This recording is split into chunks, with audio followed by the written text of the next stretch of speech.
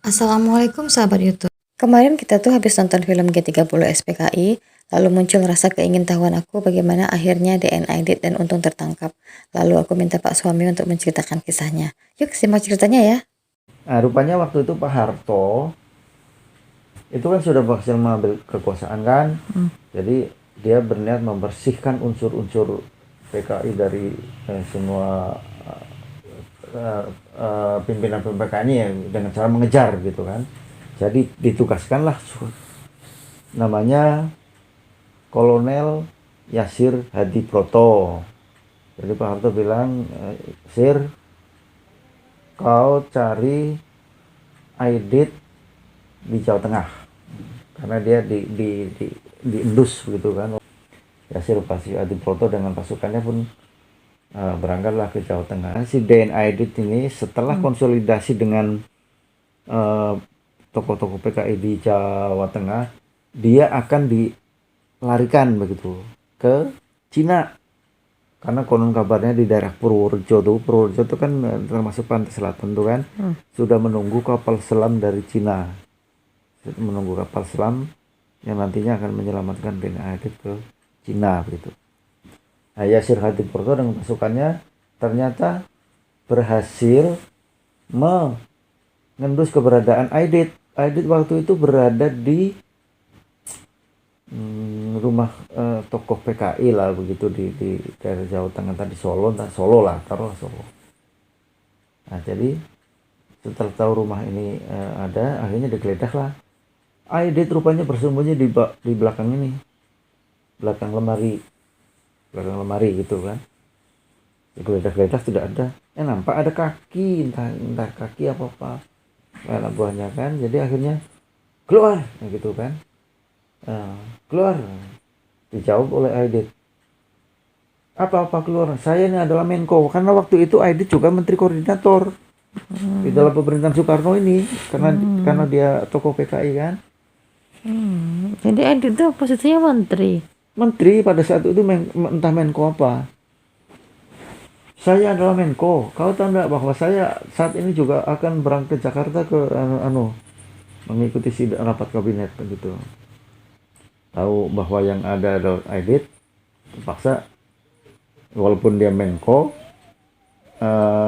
akhirnya Yasir Hadi Proto tuh agak segan juga, karena dia pada saat itu Menko juga kan. Baik Pak, oleh karena itu walaupun Bapak Menko tapi harus ikut kami. Untuk apa gitu. Pokoknya ikutlah dengan kami. Akhirnya ditangkap gitu kan. Nah, ditangkap. Pada saat itu ada orang Kodim di daerah Solo tuh tahu bahwa Aidit itu sudah ditangkap. Kodim ini orang PKI juga, mau mengambil alih, maksudnya mau menyelamatkan dia itu. Tapi oleh Yasir Proto akhirnya bisa tidak gitu kan. Nah, akhirnya dibawalah ke daerah, pokoknya arahnya ke arah utara Solo gitu. Waktu itu Yasir di Proto nyuruh anak buahnya mencari semacamnya kayak lubang, ada sumur juga di tengah-tengah kebun lah gitu kan. Begitu ketemu, dibawalah ke situ gitu. Untuk apa kalian akan saya dibawa ke sini? Dijawab oleh Yasir Proto, Bapak akan kami perlakukan seperti Bapak memperlakukan para jenderal gitu. Tahu bahwa dia akan dibunuh kan, diamankan karena di situ sudah ada lubang juga. Oke, kalau begitu karena Adit ini sudah ada firasat mau ditembak begitu kan. Saya pidato dulu. Pidatolah berapi-api si Adit ini. Berapi-api, namanya orang PKI kan orator ulung kan. Akhir daripada pidato itu dia bilang, hidup PKI, hidup PKI.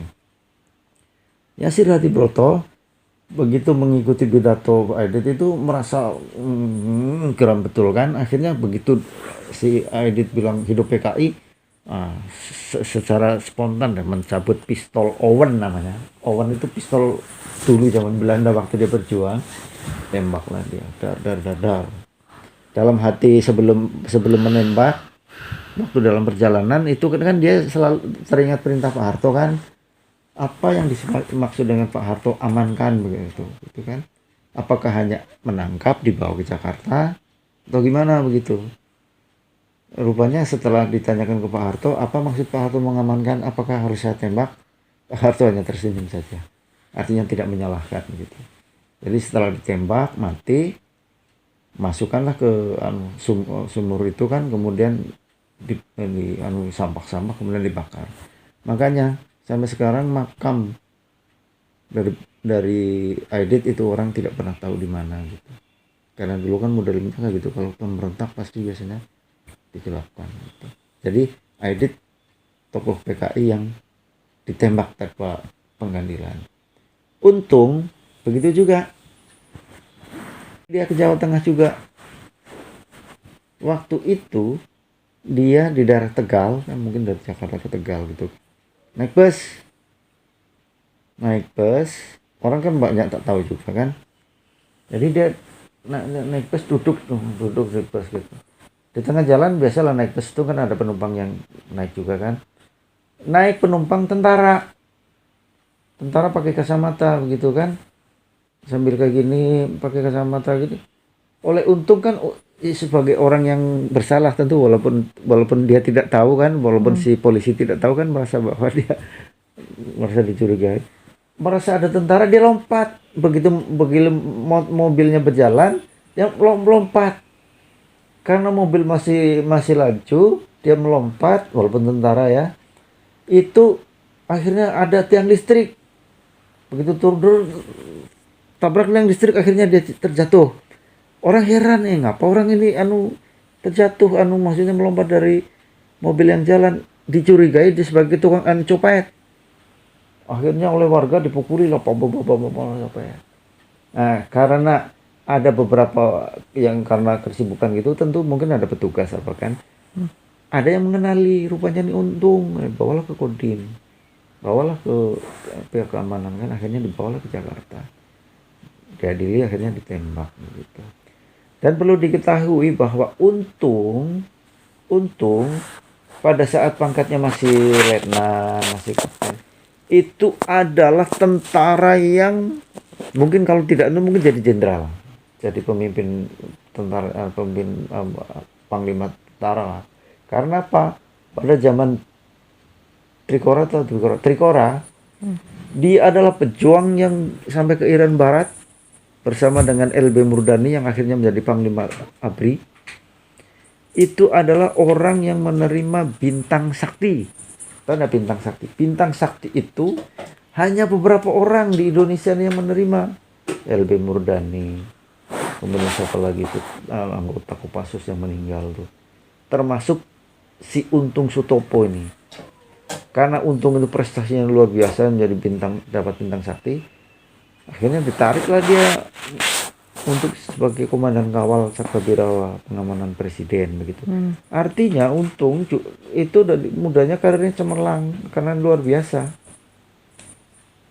Tapi karena ketidakanuan dia lah, istilahnya terlalu dengan bahwa tanggung jawaban sebagai pengawal presiden tidak ada kata lain, harus gitu kan. Apapun yang dicurigai, yang punya kata-kata Soekarno mau digulingkan, Soekarno mau digeta-geta, maka dia tidak rela begitu. Itu siapa yang mengisukan Soekarno itu siapa? Dari Aidit. Siapa? Maksudnya itu Untung tadi itu, maksudnya kan ada isu, ada Soekarno mau di Ya, orang PKI dia sendiri sudah disusupi. Kemudian kan ada istilah Komite Sentral Partai Komunis. Itu adalah kayak sekarang mungkin Dewan Pimpinan Pusat lah ya, Dewan Pimpinan Pusat Partai gitu kan. Itu kan sudah mendelegasikan juga, kan jaringannya kuat. Sebagai ketua sentral mungkin Den Adit. Kemudian akan melakukan gerakan, tentu harus ada organisasinya kan. Gerakannya adalah menyelamatkan presiden dengan cara menculik para jenderal. Siapa ketua gerakannya? Kita tunjuk aja langsung Untung. Wakil ketuanya Suparjo. Suparjo itu juga jenderal Irian yang sedang menghadapi kasus Dwikora ganyang Malaysia itu di Kalimantan. Waktu itu kan ada kita konfrontasi dengan Malaysia tuh. Suparjo adalah komandannya. Rupanya dia berhasil disusupi oleh PKI, walaupun dia sendiri juga orang Islam. Suparjo begitu juga lari ke Jawa Timur. lama dia hampir 1 tahun dikejar oleh tentara tuh. Waktu itu pokoknya dikejar lah oleh tentara, terenduslah keberadaan Suparjo berada di rumah kosong gitu kan. Begitu digeledah, rupanya tidak ada, tapi ada semacam baju terkancel dan ada kopi yang masih panas. Setelah diteliti-teliti, rupanya ada loteng. Nah, akhirnya dibentak lah, turun kau.